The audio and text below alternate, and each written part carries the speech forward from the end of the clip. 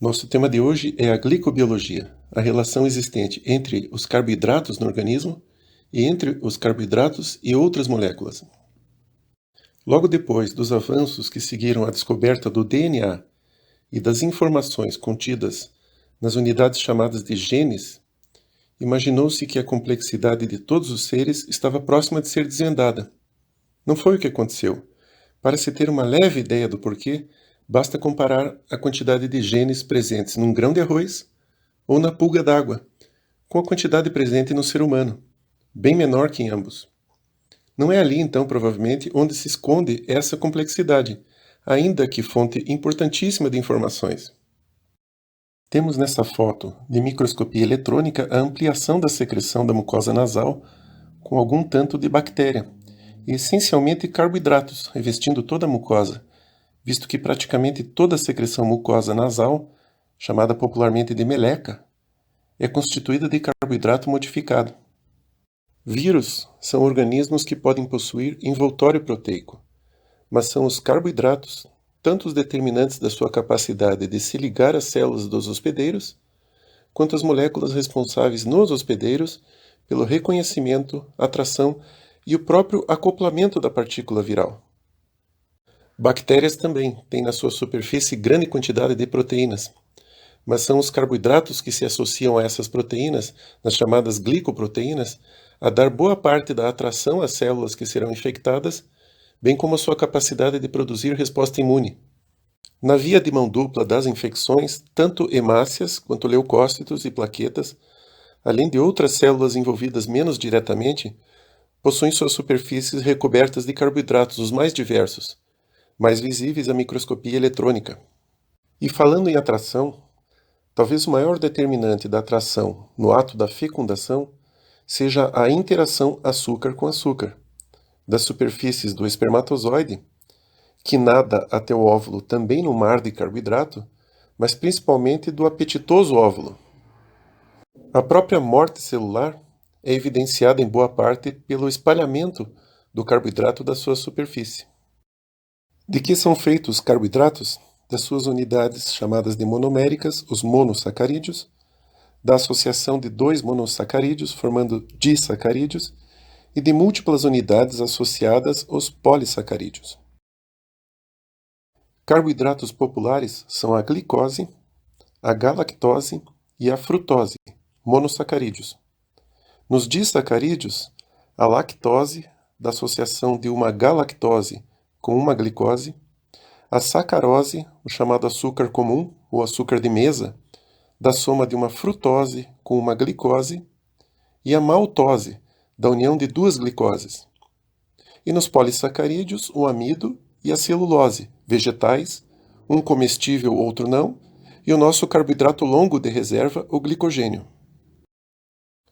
O termo mais instrutivo do passado, polissacarídeo, várias unidades monoméricas associadas, foi atualmente substituído pela palavra glicano, com o sufixo ano, vindo da glicose, mais ou menos como um americano vindo da América.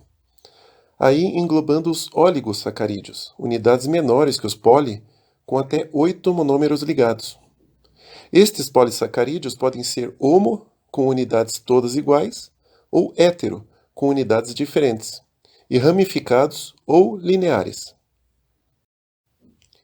A celulose é molécula enorme, linear e monótona na sua composição. Já o amido, vegetal como a celulose, ramifica, ou seja, sai da linha, a cada cerca de 20 unidades. E o glicogênio, o nosso equivalente do amido vegetal, ramifica com mais frequência, em cerca de 8 unidades, permitindo uma maior concentração de unidades monoméricas num menor espaço. A grande diferença entre celulose, não digerível, e amido e glicogênio, digeríveis, é sua mãozinha para cima, explicada mais para frente. Os dois grandes órgãos responsáveis por guardar o glicogênio são o fígado e os músculos, ainda que nos músculos a reserva seja apenas para a sua própria utilização. Carboidrato significa literalmente carbono hidratado, pela fórmula CH2O. Todos têm uma grande quantidade de grupos hidroxila, a maioria com grupos aldeídicos e alguns com grupo cetônico, conforme a carbonila se situa na ponta ou mais para o meio da molécula na fórmula aberta. Há, além disso, algum aumento na complexidade, especialmente na eletronegatividade, com átomos de nitrogênio, fósforo ou enxofre. Também nos açúcares importa o conceito da quiralidade, a parte, digamos, rígida da torção da molécula, gerando isômeros, chamados de enantiômeros, quando apresentam imagem especular, ou seja, uma molécula é a imagem no espelho da outra. Nem todos os isômeros, ou estereoisômeros, são, portanto, enantiômeros, imagens especulares. Mas a diversidade gerada com as várias combinações, especialmente de hidroxilas para a direita ou para a esquerda, é muito grande, resultando em alguns monossacarídeos de nome esquisito, como gulose, idose e altrose. Outro termo utilizado nos monossacarídeos é o de epímeros. O prefixo epi pode significar ponta. Então, epímeros são açúcares que, na comparação, têm apenas uma ponta, uma hidroxila, virada para outro lado na fórmula aberta. Ao contrário dos aminoácidos, açúcares de interesse no organismo são praticamente todos destrógeros. Sabemos disso olhando para onde está virada a última hidroxila dos carbonos quirais, no caso das hexoses, o carbono número 5. Se virada para a direita, desviam a luz polarizada para esse lado, e são os de interesse orgânico. Quase todos os monossacarídeos simples que nos interessam estão nesse quadro.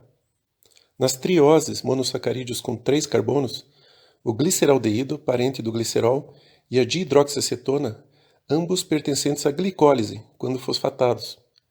Nas pentoses, a ribose como parte dos nucleotídeos e a ribolose, um intermediário.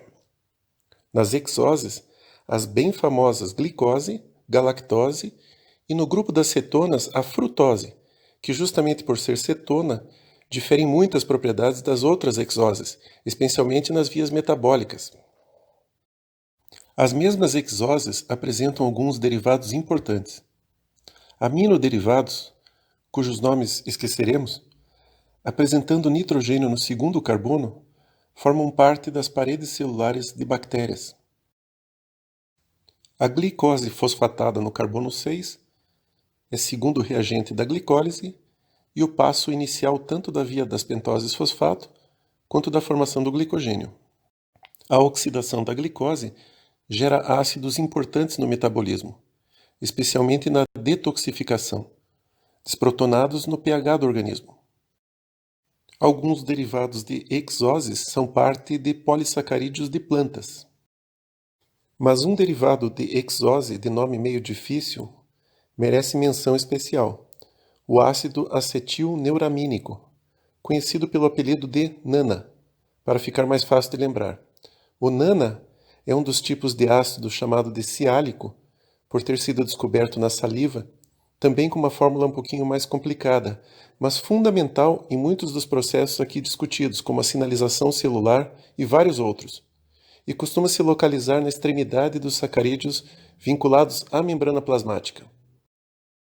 A molécula na forma aberta da glicose, bem como dos outros monossacarídeos, é quase uma ficção, acontecendo em bem menos de 1% do total, visto que a ciclização torna o monossacarídeo mais viável numa existência espacial, de forma mais ou menos plana. Para que tentemos compreender como a ciclização ocorre, vamos a alguma mágica.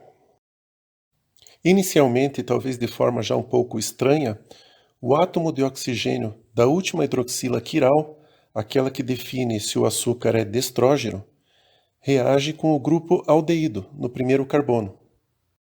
Ao fruto dessa reação de um grupo alcoólico, hidroxila, com um grupo aldeído, dá-se o nome de M-acetal. Uma possível representação dessa reação já pode dar alguma cara da molécula cíclica.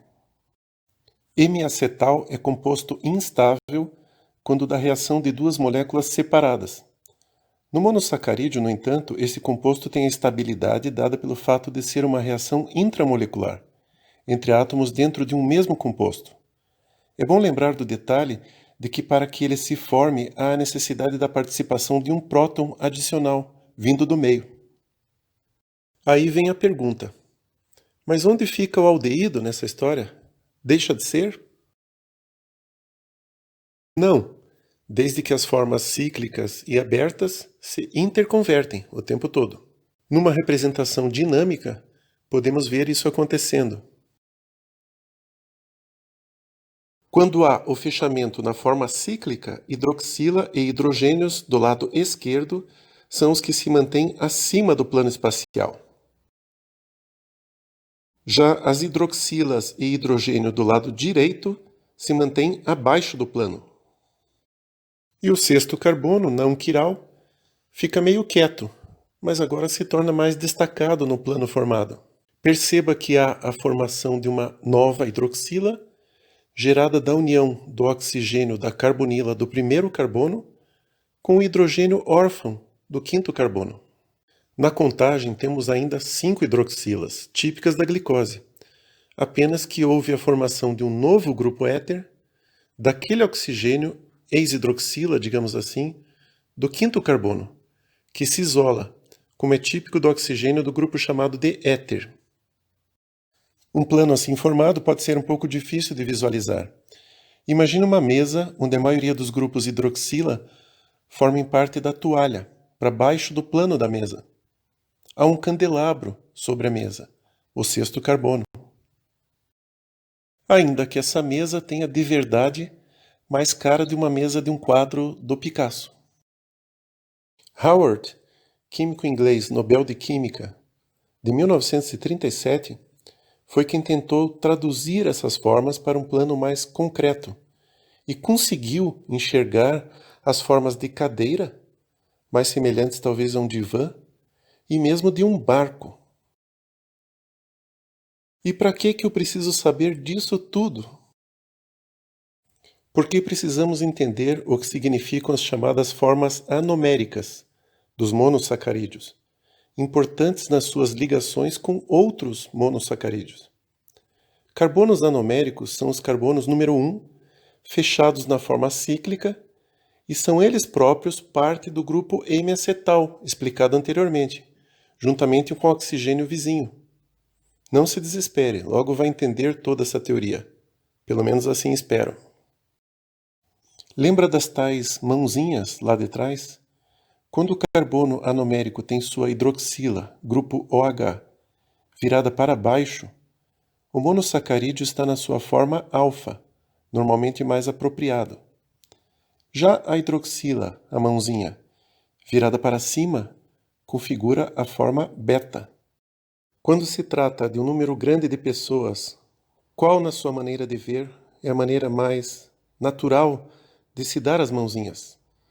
Para cima ou para baixo? Ligações chamadas de glicosídicas nem sempre são somente entre monossacarídeos, mas na formação dos óligo e polissacarídeos, há a união do hidrogênio do grupo M-acetal, primeiro carbono, com o grupo alcoólico, hidroxila, OH, do quarto carbono de outro monossacarídeo. Embora essa informação tenha pouca utilidade prática, para quem estava se perguntando, na união dessa hidroxila, agora temos um grupo acetal inteiro, que se forma pela união do aldeído lá de trás, com os dois grupos hidroxilas. Na primeira união formando somente um M, ou meio acetal, e agora um acetal inteiro. Perceba que a ligação formada é chamada de ligação alfa, porque as mãozinhas estão voltadas para baixo, onde a mãozinha hidroxila, carbono anomérico, era voltada para baixo, e assim ficou. Perceba também que no lado direito desse disacarídeo formado, a maltose, da união de duas glicoses, ainda sobrou de novo mais um carbono anomérico, apenas que com a mãozinha hidroxila voltada para cima, capaz ainda de nova ligação. Mãozinhas para baixo, não importando quem se dá as mãos, são sempre ligações alfa. Tanto os disacarídeos, maltose, lactose e sacarose, quanto os óligo e polissacarídeos, glicanos, fazem ligações glicosídicas juntando unidades monoméricas com variações das formas alfa e beta específicas. A quebra dessas ligações se faz de forma reversa da construção com enzimas glicosidases, que reintroduzem a água, restaurando as unidades monoméricas. Maltose, duas glicoses, se faz com ligação glicosídica alfa. Sacarose, uma glicose e uma frutose, também com ligação alfa. Já a lactose é o disacarídeo em união beta, e que só consegue ser desfeita ou digerida por se tratar de uma molécula pequena. Digestão essa realizada pela enzima lactase, com variação muito grande na quantidade nas diversas idades, raças, etc. Quando as unidades monoméricas vão se alongando em ligações beta, aí não há enzima para digestão nos humanos, nem em qualquer vertebrado. Amido alonga em ligações alfa, por isso digestíveis, assim como no glicogênio. Celulose tem, na verdade, alternância alfa e beta, sendo que as ligações beta são as que conferem tanto a solidez da celulose quanto a sua inacessibilidade à digestão. Não são os ruminantes os que digerem de verdade a celulose, são os micro-organismos presentes nos seus estômagos diferenciados a fazer a digestão por eles. O amido não é único na sua grande molécula, como a celulose. Tem a fração amilose, linear, somente com alfa. E a fração amilopectina, ramificada, também com alfa, porém na união de um carbono 6 na ramificação com o carbono 1 anomérico de outra glicose, a cada cerca de 20 resíduos. Para tudo isso, temos enzima para digerir. Na molécula do glicogênio, também somente com ligações alfa, e também com carbonos 1 e 6 na ramificação, apenas que mais frequentes do que na amilopectina, gerando um encurvamento enorme da molécula. Uma enzima chamada de glicogenina, geradora de açúcar, lidera inicialmente a molécula em camadas concêntricas, mais ou menos como se colasse uma fita num peão. A definição de açúcar redutor remonta a um tempo onde se faziam testes para identificar e quantificar açúcares, especialmente a glicose, no sangue. O teste de Fehling, assim como outros, identifica a existência do carbono anomérico, aldeído na forma aberta, capaz de ser oxidado, redutor, então, do cobre presente na solução teste. Estritamente falando, a frutose é não redutora, mas como se interconverte a glicose, é muitas vezes considerada também como tal. Já quando a frutose está participando de um disacarídeo, não apresenta mais nem grupo aldeído na fórmula aberta, nem mais algum carbono anomérico a permitir que a cadeia do açúcar aumente, o que equivale a dizer praticamente a mesma coisa. A sacarose é, portanto, açúcar não redutor, e principalmente a frutose é monossacarídeo que fecha a sequência, impedindo sua participação em óligo ou polissacarídeos. Esse é um dos motivos pelos quais a frutose, bem como a sacarose, podem ser considerados pouco nobres.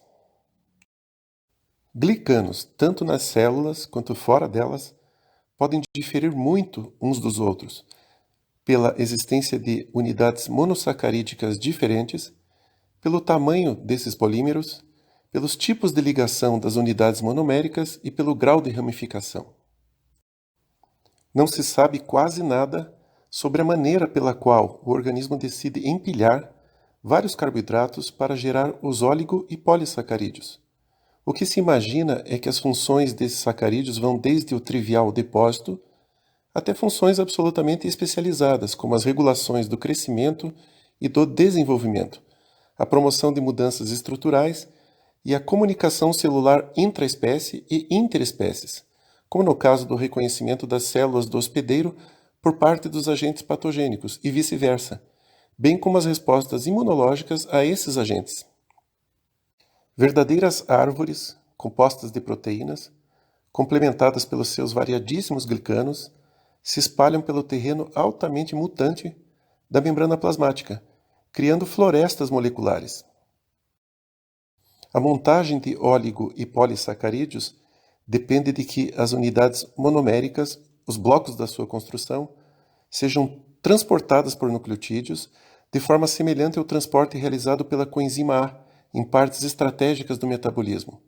Aqui, esse transporte é realizado principalmente pelo nucleotídeo chamado de uridina, uma uracila mais uma ribose, difosfato, com a sigla U de uridina, DP de difosfato no inglês, glicose. Da mesma forma, a galactose, monômero comum nos oligosacarídeos, é transportada e ativada pela UDP, nesse caso UDP galactose. As UDPs, mas também outros nucleotídeos como o GDP, G de guanosina, associado a uma manose, outro monossacarídeo frequente e outros mais, são como braços robóticos moleculares capazes de montar o glicogênio somente com a glicose e óligo e polissacarídeos na sua diversidade de monômeros, bem como a lactose com a UDP galactose, além dos glicurronatos explicados mais adiante.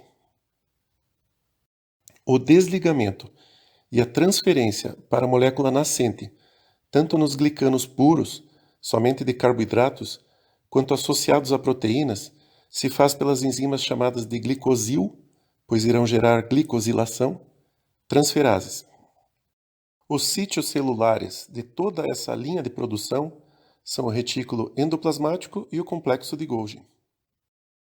O processo chamado de glicuronidação se dá pela adição de um ácido formado pela dupla oxidação do sexto carbono da glicose, uma hidroxila transformada em ácido carboxílico, o ácido glicurônico. Além da oxidação, ácido glicurônico está presente na dieta, especialmente em plantas, mas pode advir também da transformação do inositol, carboidrato associado aos fosfolipídios da membrana plasmática. E para que serve a glicuronidação? Essencialmente para ajudar a nos livrar de compostos perigosos para o nosso organismo, como venenos e produtos tóxicos, além de também fazer parte na síntese dos glicanos. E aqui uma curiosidade, se fala muito de venenos em plantações. Muitos dos alimentos que sofrem a ação desses venenos geram um aumento dos níveis de ácido glicurônico, um antídoto do veneno até certo ponto. Algumas definições precisam ser agora conhecidas. Um glicosídeo é uma substância que possui um açúcar, como a glicose, adicionado, como é o caso de certos medicamentos e antioxidantes, como os flavonoides. Um glicuronídeo tem ácido glicurônico, derivado ácido da glicose, adicionado, como é o caso da bilirrubina dita conjugada, forma de mais fácil eliminação pelo organismo. E o glicuronato é o sal desse ácido glicurônico, utilizado na elaboração de alguns medicamentos, pouco comuns. Já o gluconato é um sal que vem do ácido glucônico, fruto da primeira, ou uma só, oxidação do carbono 6 da glicose. Lembre que duas produz o ácido glicurônico, utilizado principalmente para a fabricação de medicamentos como gluconato de cálcio ou de potássio, sais de cátions, portanto. Como o glicogênio, nossa reserva de glicose, é digerido? Inicialmente com a quebra das unidades lineares, onde é possível ser feita pela enzima glicogênio fosforilase, que quebra fosforilando, adicionando grupos fosfato ao primeiro carbono, liberando então monômeros de glicose 1-fosfato. Ao chegar à distância de 4 resíduos da ramificação, a enzima glicogênio fosforilase para. Entra em ação outra enzima, a enzima desramificadora, na sua fração transferase. Transferase justamente porque transfere 3 resíduos, deixando apenas um, para a cadeia monomérica vizinha, causando seu alongamento. Esse transplante das 3 unidades de glicose para outro local expõe a agora única unidade no local exato da ramificação, para que a outra fração da enzima desramificadora, a glicosidase, faça o seu serviço, liberando uma glicose, somente glicose não fosfatada. Aquelas glicoses 1-fosfato, liberadas inicialmente, são transformadas nos seus isômeros, glicose 6-fosfato, pela enzima fosfoglicomutase, para serem utilizadas na glicólise, segundo reagente, ou nas vias das pentoses fosfato, para a síntese de nucleotídeos. A matriz extracelular é um universo orgânico carregado de glicanos, assim como a membrana plasmática é a sua selva. Mas não são somente essas duas vastas áreas. Também tecidos e órgãos específicos possuem glicanos aos montes, alguns dotados de especificidade orgânica ou tecidual. Falaremos então de algumas dessas moléculas que podem conferir essa especificidade, os chamados glicosaminoglicanos. Não se assuste com o nome, é mais fácil do que numa primeira vista pode parecer. Glicosaminoglicanos, os antigos mucopolissacarídeos, chamados de GAGs para facilitar, são moléculas também muito longas, como são polissacarídeos de reserva como glicogênio e amido, lineares, sempre com a repetição de várias e várias unidades de disacarídeos, por isso são também classificados como homopolímeros, apenas que de unidades disacarídicas, não monossacarídicas, como o glicogênio. São 5 os diferentes tipos de disacarídeos conhecidos a formar os GAGs. E diferente de outras unidades poliméricas como glicogênio, nos GAGs há sempre a presença de átomos ou de enxofre ou de nitrogênio, ou mesmo de ambos, com a principal intenção de aumentarem muito a polaridade molecular, servindo para atrair a água, dentre outras finalidades. O primeiro desses disacarídeos é o sulfato de condroitina, com 2 derivados da glicose associados, o ácido glicurônico, já nosso conhecido, ou seu epímero, o ácido hidurônico, e a N-acetilgalactosamina, uma galactose aminada no segundo carbono, transformada em amida pela associação com o grupo acetil. O grupo sulfato vinculado ao quarto carbono é o que dá o nome a essa e as outras próximas duplas, com exceção do quinto tipo, o ácido hialurônico, explicado adiante. O segundo tipo é o sulfato de dermatã, algumas vezes classificado juntamente com o primeiro, condroitina, pelas suas semelhanças. É a combinação de uma mesma molécula de ácido glicurônico ou hidurônico com uma N-acetilglicosamina, agora uma glicose aminada. Lembre do detalhe de que glicose e galactose são monossacarídeos muito próximos, epímeros, com a única variação da hidroxila para a direita ou para a esquerda, na fórmula aberta, ou para cima ou para baixo, na forma cíclica, no quarto carbono. É também o grupo sulfato que pulou para o sexto carbono a nomear a dupla. O terceiro espécime é o também sulfato, agora de quiratã, da associação de uma galactose, aqui a novidade, com a N-acetilglicosamina. É isso mesmo, são todos muito parecidos, fáceis de serem confundidos, mas que nas mínimas diferenças podem cumprir funções teciduais diferentes.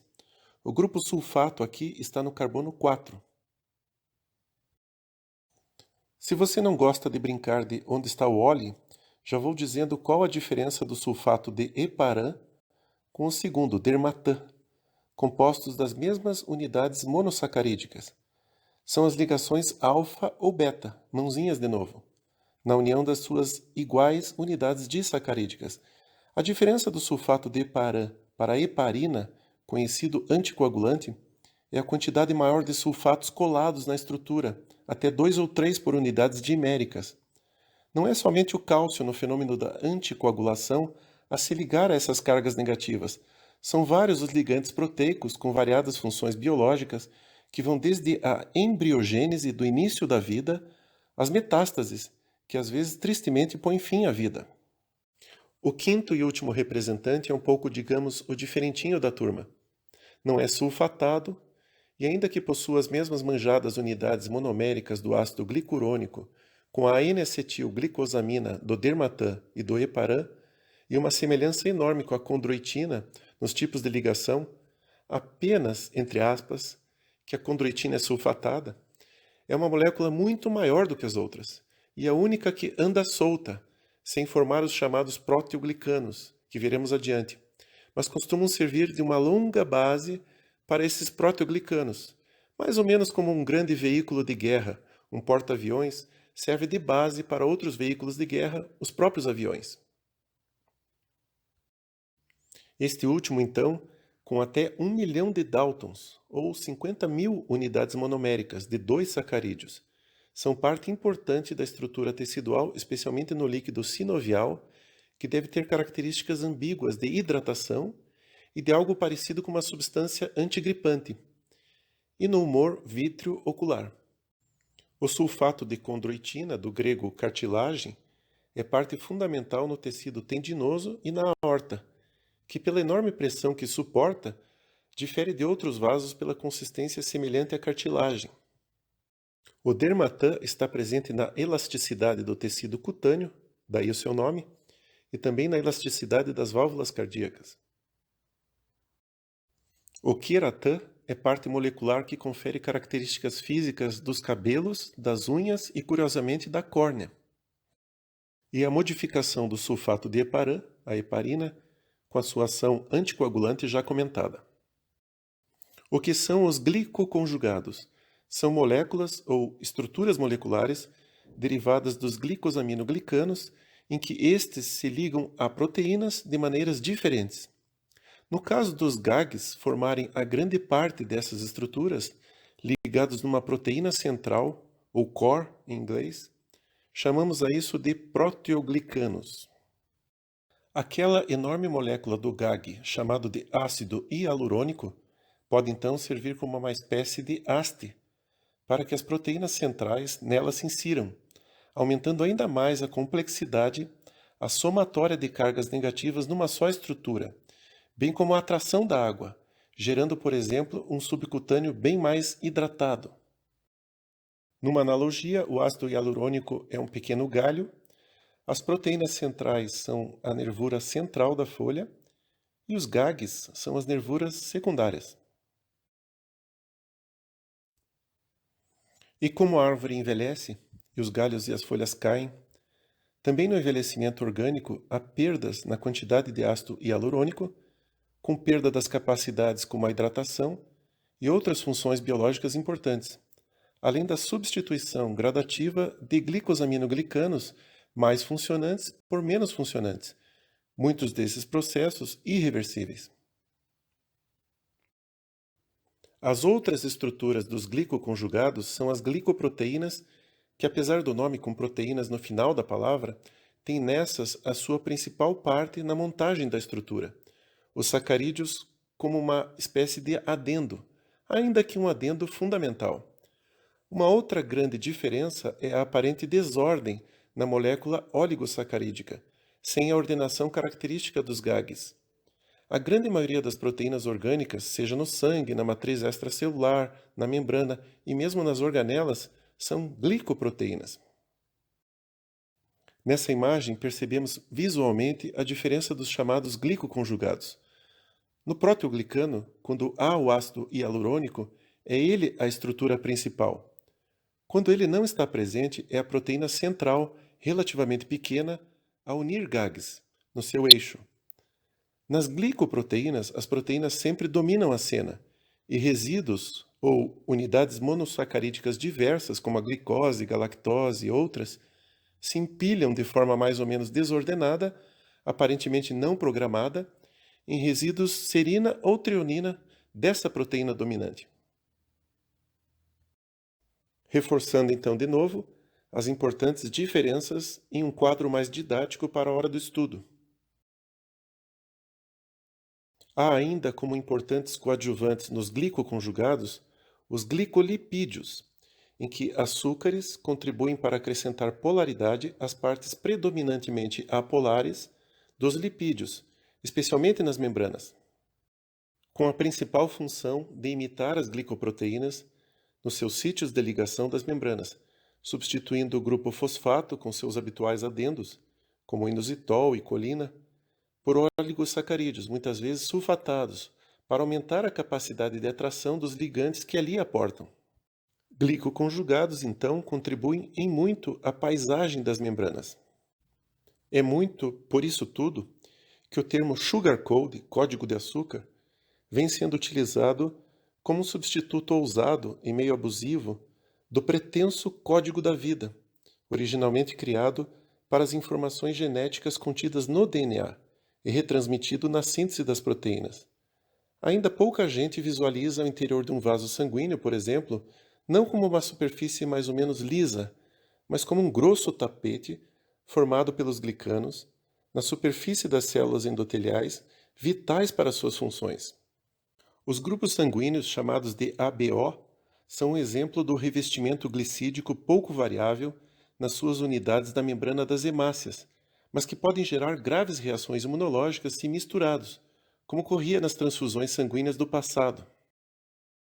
Há muitos outros chamados determinantes antigênicos, moléculas glicídicas da membrana, coletivamente chamadas de glicocálix, visíveis na microscopia eletrônica, teoricamente capazes de gerar estranhamento imunológico do receptor do sangue doado, mas são denominados menores por raramente causarem problemas. Seres teoricamente estranhos a nós, as bactérias, possuem muitas das mesmas características nas suas mais rígidas paredes celulares. E numa das grandes classificações práticas da microbiologia, bactérias ditas gram-positivas coram-se de maneira diferente das gram-negativas e apresentam mesmo características físicas e clínicas diferentes, pela também diversa composição dos seus glicoconjugados nessa superfície celular.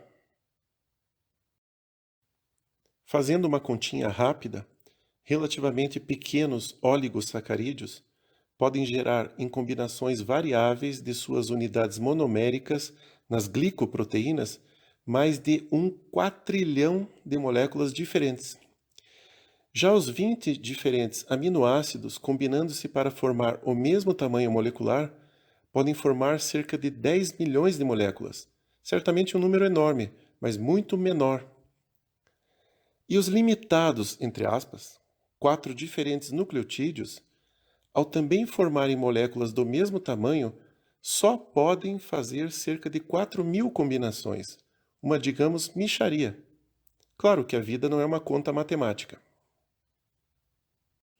Mas certamente o que deve ficar claro com os conhecimentos atuais é que das informações contidas e apenas parcialmente desvendadas do genoma, da sua transcrição no transcriptoma e da sua tradução no proteoma, com toda a influência metabólica chamada de metaboloma, além da também complexa estrutura dos lipídios nos seres vivos, chamada de lipidoma, são ainda todas menos intrincadas do que a ainda muito misteriosa, mas que já se sabe absolutamente vital, carga informativa do glicoma. Como uma peça de tapeçaria, desorganizada, mas muito bela, óligo e polissacarídeos vão sem um aparente molde, sem um DNA glicídico, se construindo, e o que é mais inacreditável, funcionando dessa forma. Quem são as moléculas leitoras desse código anárquico? Lectinas, proteínas cujo nome vem apropriadamente da leitura no latim, com alta especificidade para essa leitura. Lectinas são alfabetizadas para esse código. E integrinas de integração, leem e integram, ou seja, consolidam a união com as moléculas que elas leem. Além de outras várias moléculas chamadas de adesão, com capacidade de unir, integrar, sinalizar, interpretar e ressinalizar. Todas funções com ainda muito para desvendarmos, se queremos chegar um pouco mais perto da compreensão do funcionamento orgânico, bem como de muitas das suas disfunções. Obrigado.